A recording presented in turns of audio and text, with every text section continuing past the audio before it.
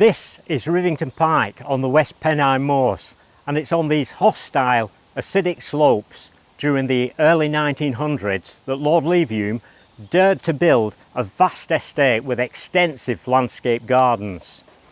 During the latter phase of construction, Leverhulme commissioned James Pulham to create what is possibly Pulham's largest single work of rock scenery in Britain, and that is a ravine. Bolton-born William Hesketh Lever, who later became Lord Leverhulme, was an entrepreneur and a philanthropist who created the Sunlight Soap empire. His fortunes enabled him to build the wonderful estate and gardens up on Rivington Pike. Leverhulme's architect, Thomas Mawson, soon introduced him to the celebrated rock scenery builders Pulham and Son, and recommended that they be employed to create Leverhulme's vision, the Ravine, an incredible feat of engineering at the time.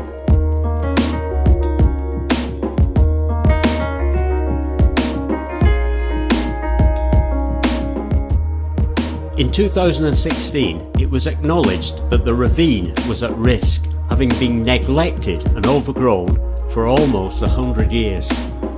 I was commissioned to carry out a Stage 1 assessment of the rockwork, and after my recommendations for selected vegetation removal, we are now able to explore the characteristics and condition of the rock scenery, including the traditional Pulham trademark.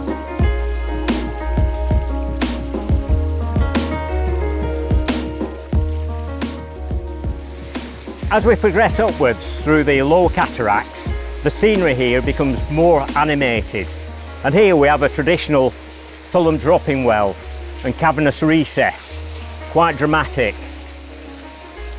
If we look in there, there's much evidence of Pulhamite being used alongside the natural stone.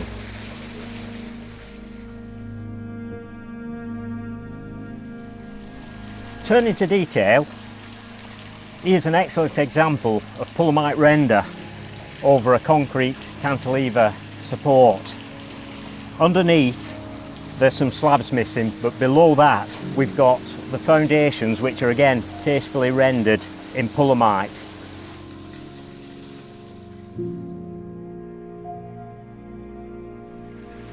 It's here, just below the mid-cataract system, that we witness the site's uniqueness. This arrangement appears to be an unusual canalising of the watercourse, atypical of the accepted Pulham rock scenery. This was most probably built as a link to Leverhulme's industry.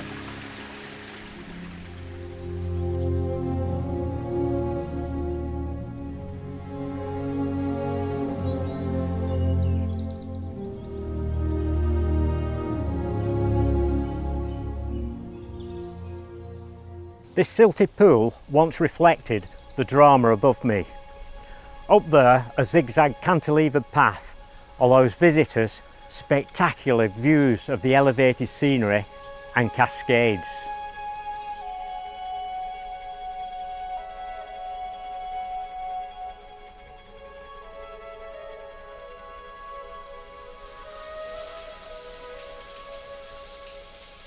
The logistics employed in creating a ravine are remarkable. Even today, with modern techniques and machinery, accessibility and topography would prove very challenging. Pulham & Son had around 100 workers on this site. They brought in tons of sandstone boulders by horse and cart, moved it around on rail tracks and manoeuvred it into position with block and tackle. The Pulhams made use of natural rock outcrops. The built rock scenery marries into the geology realistically. There's also much use of fabricated rock, the celebrated Pulhamite. This is the cement render for which the Pulhams were famous, recreating the natural appearance of any type of rock. This stack appears to have detached itself from the mother rock, and it's only the fallen boulder above that is preventing it from collapsing. But of course, this is entirely intentional and a typical Pulham trademark. The reflective pool in front of me mirrors this sublime scenery and this excellent example of picturesque fernery.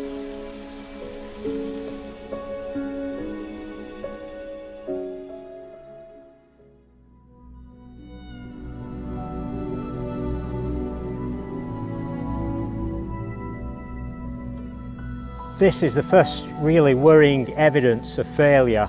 These huge cantilever concrete supports have perished, and originally they'd have been rendered in Pullumite. Over to my right, the rock arrangements create a wonderful waterfall with cavernous recess.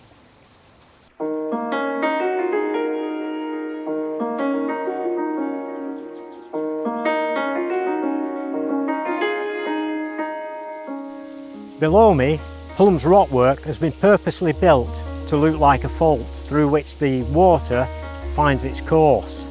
And behind me, for many years, this area of the ravine was heavily vegetated and inaccessible. But now, due to recent clearance works, we can explore further.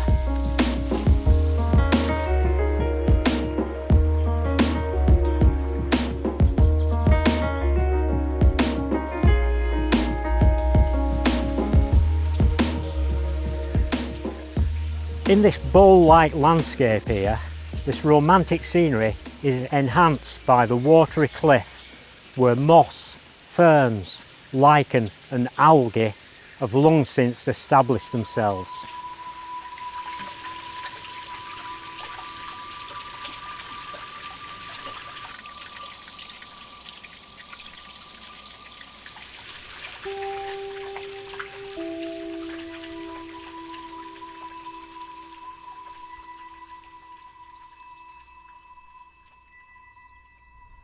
My major worry here is to my right, where an enormous section of Pullum's rockwork has collapsed and tumbled down into the ravine. Surprisingly, around 90% of the ravine is still intact, but much of the cantilevering has been affected by perishing concrete, and the site has also suffered worrying erosion of the bankings. But a Stage 2 assessment is imminent and will further identify the underlying problems and should offer welcome solutions. Here in the uppermost part of the ravine, water flows through a spectacular fabricated Pullum fissure. Scrambling up the rocks is a cut leaf ivy, Hedera ivalace, another Pullum trademark.